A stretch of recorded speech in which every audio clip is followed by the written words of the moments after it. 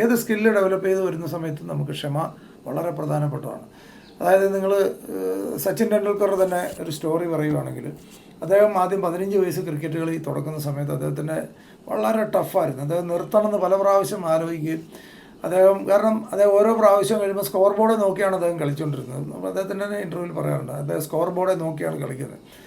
ആദ്യത്തെ ദിവസങ്ങൾ ഭയങ്കര ഫ്രസ്ട്രേറ്റിംഗ് ആയിരുന്നു. കുറേ ദിവസങ്ങൾ പുള്ളി ഈ പരിപാടി ഉപേക്ഷിക്കാനായിട്ട് തീരുമാനിച്ചതാണ്. ബാത്റൂമിൽ കയറി ഡോർ അടച്ചിട്ട് കരഞ്ഞിട്ടുണ്ട്. ഇത് ഈ പരിപാടി എനിക്ക് വഴങ്ങുന്നതല്ല എന്ന് വിശ്വസിച്ച് ബാത്റൂമിൽ കയറി അദ്ദേഹം കരയുക വരെ ചെയ്തിട്ടതിന് ശേഷം അദ്ദേഹത്തിൻ്റെ കോച്ച് വീണ്ടും അദ്ദേഹത്തിനെ കൊണ്ട്, കാരണം അദ്ദേഹത്തിൻ്റെ ഒരു പൊട്ടൻഷ്യൽ ഉണ്ട് എന്ന് മനസ്സിലാക്കിയ കോച്ച് അദ്ദേഹത്തിനെ മോട്ടിവേറ്റ് ചെയ്ത് ചെയ്യിച്ചെടുക്കാനായിട്ട് നോക്കണം.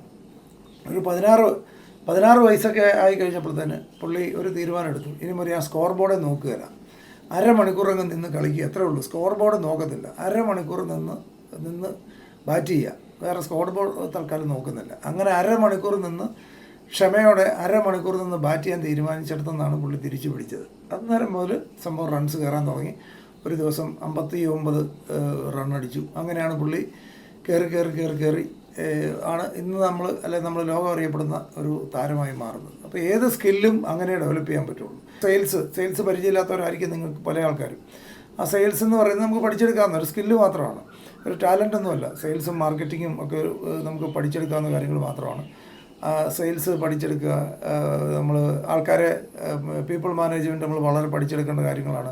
വലിയ ബിസിനസ് എംപയർ ബിൽഡ് ചെയ്ത് വരണമെങ്കിൽ വളരെ ഇമ്പോർട്ടൻ്റ് ആയിട്ടുള്ള കാര്യങ്ങളാണ്.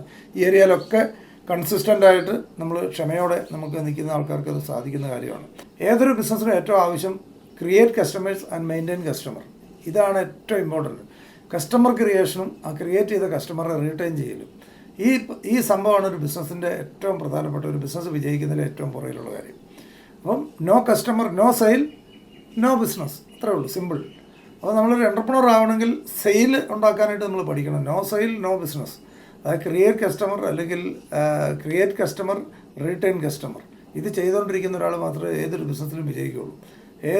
ഏതൊരു എൻ്റർപ്രണറിൻ്റെയും ഏറ്റവും ആവശ്യം എല്ലാ ദിവസവും അവരുടെ ബിസിനസ്സിൽ, അവരുടെ ഓർഗനൈസേഷനിൽ പുതിയ സെയിലുകൾ നടക്കുന്നുണ്ട്, പുതിയ ബിസിനസ് വരുന്നുണ്ട്, കാരണം എപ്പോഴും നമ്മൾ മനസ്സിലാക്കിയിരിക്കേണ്ടത് കസ്റ്റമേഴ്സ് ചിലപ്പം അങ്ങോട്ടും ഇങ്ങോട്ടും ചില സമയത്ത് അവർ ഡീമോട്ടിവേറ്റഡ് ആവും. ഇങ്ങനെ സൈഡിൽ നമ്മൾ പുതിയ കസ്റ്റമേഴ്സിനെയും ക്രിയേറ്റ് ചെയ്തുകൊണ്ടിരിക്കണം, നിലവിലുള്ള ആൾക്കാരെ റീറ്റെയിൻ ചെയ്തുകൊണ്ടിരിക്കുക. ഇത് മാത്രമാണ് ഒരു ബിസിനസ് വിജയിക്കാനുള്ള മന്ത്രം. വേറെ മന്ത്രമൊന്നുമില്ല ഇതിനകത്ത്. ഒത്തിരി കഴിവുകളുള്ള ആൾക്കാരെ നമ്മൾ കാണാറുണ്ട് ജീവിതത്തിൽ. ധാരാളം ടാലൻ്റുള്ള ദൈവം കൊടുത്തിട്ടും അതൊന്നും യൂട്ടിലൈസ് ചെയ്യാതെ കളയുന്ന ആൾക്കാരാണ് കൂടുതൽ ആൾക്കാർ. അവരുടെ കഴിവുകൾ ഡെവലപ്പ് ചെയ്യാനോ അതിൽ കോൺസെൻട്രേറ്റ് ചെയ്യാനോ അവരുടെ കഴിവുകൾ ഉപയോഗിച്ച് അവർക്ക് എന്തെങ്കിലും ഒരു മേഖലയിൽ ഉയരണമെന്നോ ഒക്കെ ചിന്തയുള്ള ആഗ്രഹങ്ങളൊക്കെ ഉണ്ട്. അത് വിഷ് മാത്രമാണ്. അതിനുവേണ്ടി ഡെഡിക്കേറ്റഡായിട്ട് അതിനുവേണ്ടി എഫേർട്ട് എടുക്കാൻ കൺസിസ്റ്റൻ്റായിട്ട് കറക്റ്റ് ചെയ്ത് ഈ പ്രോസസ്സ് ചെയ്യാൻ തയ്യാറാകുന്ന വളരെ ചുരുക്കം ആൾക്കാർ മാത്രമേ ഉള്ളൂ.